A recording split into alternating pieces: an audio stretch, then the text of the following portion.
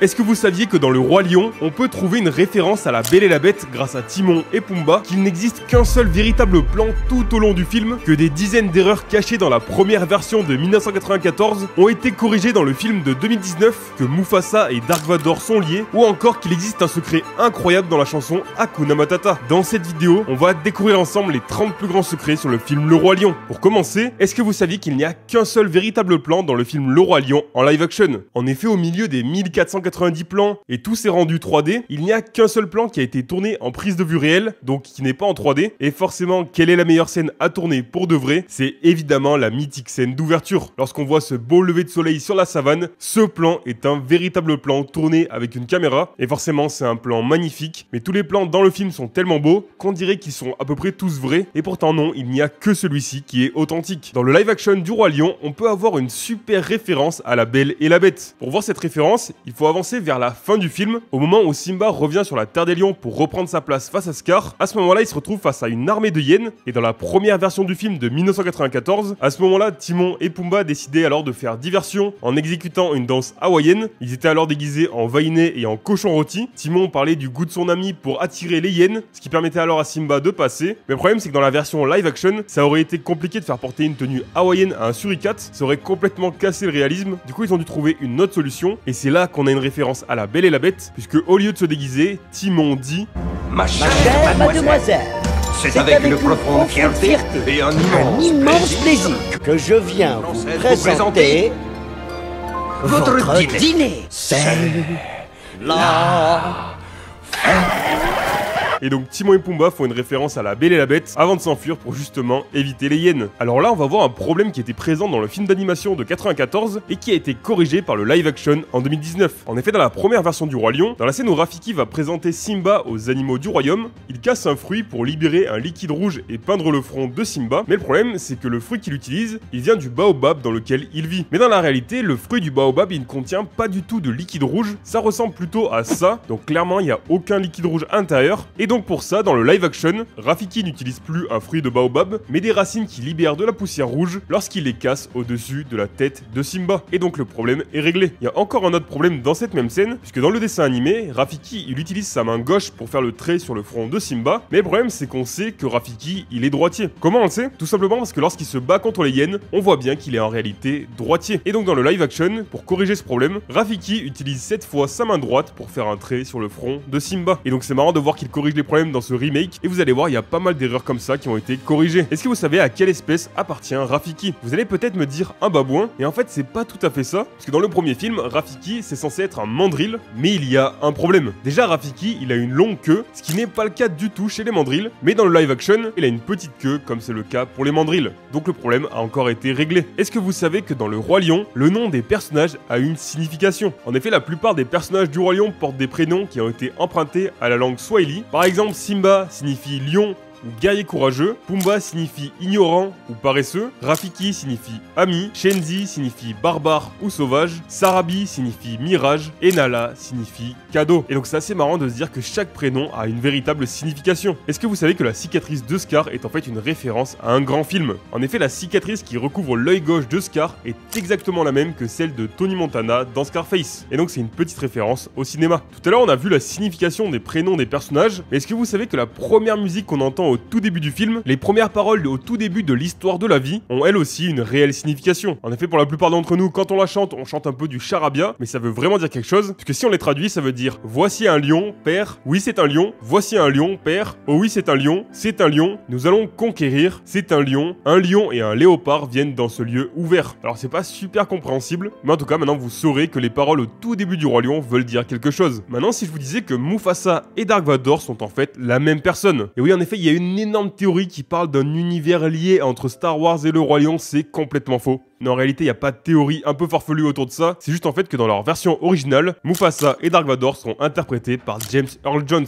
Donc au final, c'est la même personne derrière ces grands personnages. Mais malheureusement, ce grand acteur nous a quittés cette année. Toujours dans le premier film Le Roi Lion, sorti en 1994, on peut voir que les yeux de Simba sont toujours marrons. Pourtant, dans la vraie vie, c'est assez différent, puisqu'au début de leur vie, les lionceaux ont les yeux bleu-gris, et ils deviennent ensuite plus marron-orange. Mais dans le live action, encore une fois, ça a été corrigé. En effet, si vous regardez bien les yeux de Simba au début début du film, ils sont en effet bleus. Et ensuite, évidemment, ils deviennent plus foncés. D'ailleurs, pour plus de réalisme, dans le premier film, les lions avaient des yeux qui ressemblaient à ceux des humains. On retrouvait notamment une partie blanche-jaune qui n'existe pas du tout chez les vrais lions. Et dans le live action, les lions ont des yeux qui sont vraiment des yeux de lion. Donc comme quoi dans le live action, les réalisateurs se sont vraiment plongés dans la réalité pour essayer de reproduire au maximum ce qui existe dans la vraie vie, ce qui n'était pas le cas pour le dessin animé forcément. Autre petite anecdote qu'on ne connaît pas forcément en France, mais pourtant c'est une anecdote qui est quand même assez folle, puisque est-ce que vous savez qui interprète Nala dans la version originale du live action, dans la version américaine en gros. Chez nous, lorsque Nala est adulte, c'est la chanteuse Anne Silla qui fait sa voix parler, mais aussi chanter évidemment. Et dans la version originale, c'est tout simplement Beyoncé qui interprète Nala. Et justement, est-ce que vous vous souvenez des doubleurs de Timon et Pumba? Je pense que pour beaucoup, vous vous souvenez de qui interprète les personnages dans le live action, et maintenant que je vais vous le dire, vous ne pourrez plus le rater, puisque dans le live action,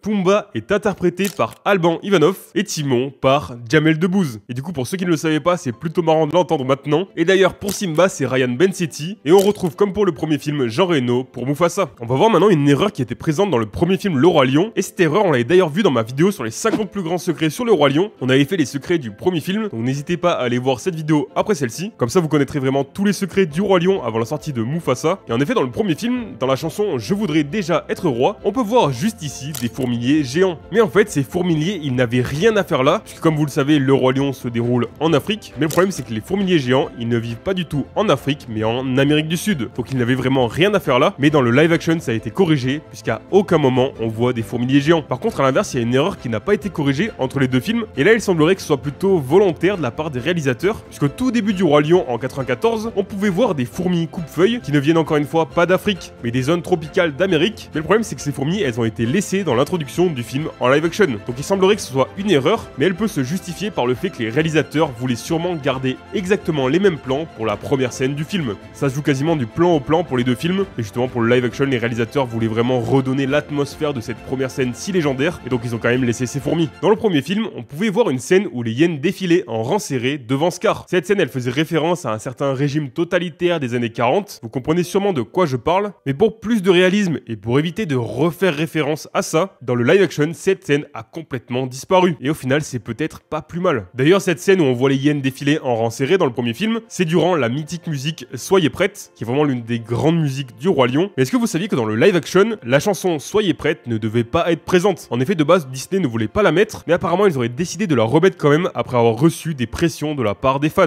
Et c'est vrai que c'est une musique très importante dans le Roi Lion, donc Disney a finalement mis une version de cette chanson pour faire plaisir aux fans, mais pour qu'elle colle bien mieux à l'histoire, elle est bien plus courte et c'est plutôt un mélange de chanter-parler. Ça n'a rien à voir avec la première musique qu'on avait en 94. Est-ce que vous vous souvenez comment Rafiki apprend que Simba est toujours en vie? Et est-ce que vous vous rappelez que ça ne se fait pas de la même manière entre le premier et le second film? En effet, dans le dessin animé, Rafiki découvre que Simba est toujours vivant, car lorsqu'il s'effondre sur le bord de cette falaise, des feuilles s'envolent et elles arrivent comme par magie à Rafiki, qui finit par les lire dans une carapace de tortue. Et dans le live action, toujours pour une question de réalisme, les réalisateurs ont fait ça différemment. En effet, dans le film, Simba perd une boule de poil qui s'envole avec le vent. Cette boule de poil, elle est ensuite mangée par une girafe qui finit sous forme de quelque chose de plus réaliste. Et ce caca, il est emmené par un petit insecte. Et c'est comme ça que Rafiki comprend que Simba est toujours vivant. Et en effet, c'est plus réaliste. Est-ce que vous vous souvenez de la mythique scène du cimetière des éléphants dans le premier film lorsque Nala et Simba s'y promènent? C'est une scène qui est assez impressionnante. Et on voit alors un énorme crâne d'éléphant d'où les hyènes finissent par sortir. Mais le problème, c'est que ces crânes sont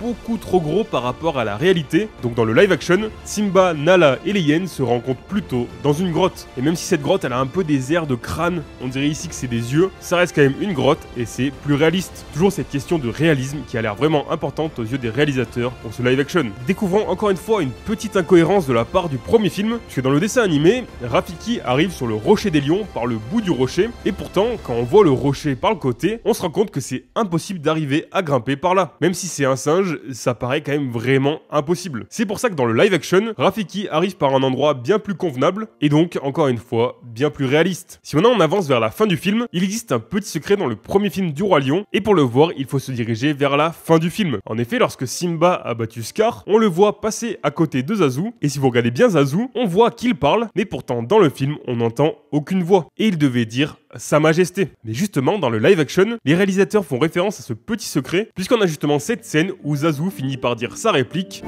Votre Majesté.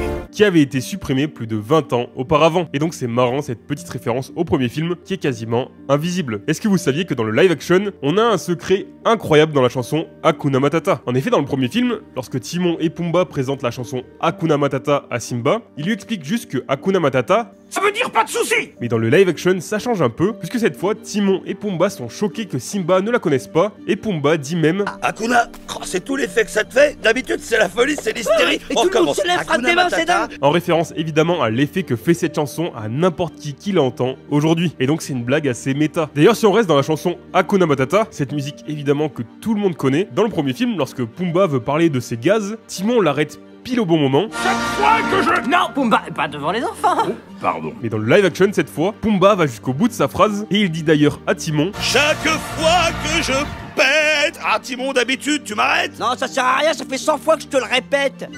En référence au fait qu'il l'avait arrêté dans le premier film. Et c'est vraiment une référence super marrante. Si on revient maintenant dans le film, est-ce que vous aviez remarqué que les hyènes ont changé de nom? En effet, on retrouve toujours Shenzi, mais avec Shenzi maintenant on a Kamari et Azizi, qui avant étaient en fait Banzai et Ed. Et justement les réalisateurs ont décidé de leur donner des noms africains pour que ça colle plus avec le film. Et donc Shenzi en Swahili ça veut dire sauvage, Kamari ça veut dire puissant, et Azizi ça veut dire clair de lune. Donc encore une fois, les noms ont des significations en Swahili, et ça colle plus qu'avec Banzai et Ed du premier film. Tout à l'heure on a parlé de Rafiki, mais maintenant si on parlait de Timon. Là si je vous demande qu'est-ce que vous pensez de ce personnage, je pense qu'il y en a beaucoup qui vont dire qu'ils adorent ce personnage, et je serais bien d'accord avec vous. Je pense même que pour certains c'est leur personnage préféré. Mais dans le film original, si vous vous rappelez, Timon il marchait et courait sur ses deux pattes arrière, et forcément ça n'est plus le cas dans le live action, parce que les suricates, même s'ils peuvent se tenir debout sur leurs membres inférieurs, ils se déplacent toujours à quatre pattes. Donc dans le live action, si vous regardez bien, dès que Timon se déplace, il le fait à quatre pattes, et ensuite en général il se lève sur ses deux pattes. Vous le savez peut-être, mais le rocher des lions n'existe pas dans la vraie vie, malheureusement. Mais par contre, beaucoup de paysages présents dans le Roi Lion existent réellement. En tout cas, ils ont été grandement inspirés par la véritable savane africaine. Par exemple, lors de la mythique séquence d'introduction, vous pouvez voir le célèbre Kilimandjaro, le plus haut sommet d'Afrique, mais on peut aussi le voir dans le live action, puisque l'on voit juste ici tout au fond. Et si je vous mets deux images à côté, c'est les mêmes. On reconnaît notamment à son sommet qui est assez particulier, plutôt plat, contrairement aux montagnes qu'on a l'habitude de voir, mais donc on voit le Kilimandjaro dans la scène d'introduction du Roi Lion. Et pour le film, les réalisateurs ont utilisé une technique assez particulière, puisque des environnements numériques ont été créés par un moteur de jeu vidéo, pour que justement l'équipe du film puisse enfiler des casques de réalité virtuelle et se déplacer à l'intérieur de ces décors, pour vraiment devenir les personnages du film, et se rapprocher au maximum de la réalité dans les plans qui seront insérés dans le film. Vous le savez sûrement, mais le Roi Lion a été quand même un énorme échec critique. En France par exemple, il a reçu la moyenne de 5,8 sur 10 sur Sens Critique. Donc la critique principale, c'est qu'il y avait beaucoup trop d'effets numériques, il manquait vraiment de réel, et forcément il y avait énormément de comparaisons avec le premier film. D'ailleurs, nous aussi on l'a fait durant toute cette vidéo, mais dans l'autre sens, dans le sens où le second film a corrigé les erreurs du premier. Par contre, ça a été un échec critique, mais ça a été un énorme succès commercial, puisque le film se hisse tout simplement à la 10e place du box-office mondial, donc c'est le 10e film le plus rentable de tous les temps, avec des recettes s'élevant à 1,7 milliard de dollars. Donc même si c'était un échec critique, pour le coup, ça a été un succès commercial. Et même au niveau des récompenses, le film en a reçu plusieurs. En effet, pour les Golden Globes de 2020, le film a reçu le prix du meilleur film d'animation et de la meilleure chanson originale pour Spirit de Beyoncé. Il a aussi reçu l'Oscar des meilleurs effets visuels et le BAFTA des meilleurs effets visuels aussi, ce qui est assez logique. Enfin, pour terminer cette vidéo, est-ce que vous savez que dans quelques jours sort le film Mufasa? Donc il sera en fait un préquel au film Le Roi Lion. Et justement, de quoi va parler ce film? Et bien en fait, dans ce film, Rafiki va raconter à la jeune lionne Kiara, qui est en fait la fille de Simba et Nala,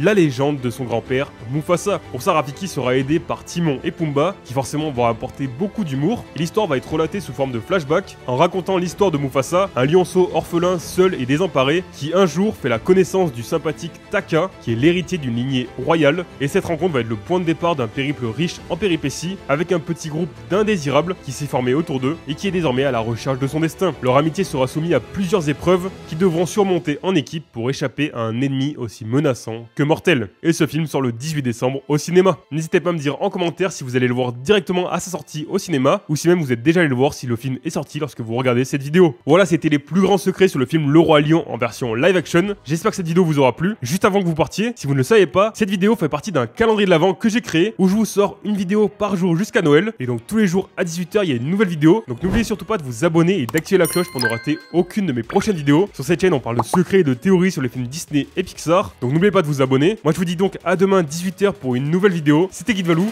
ciao.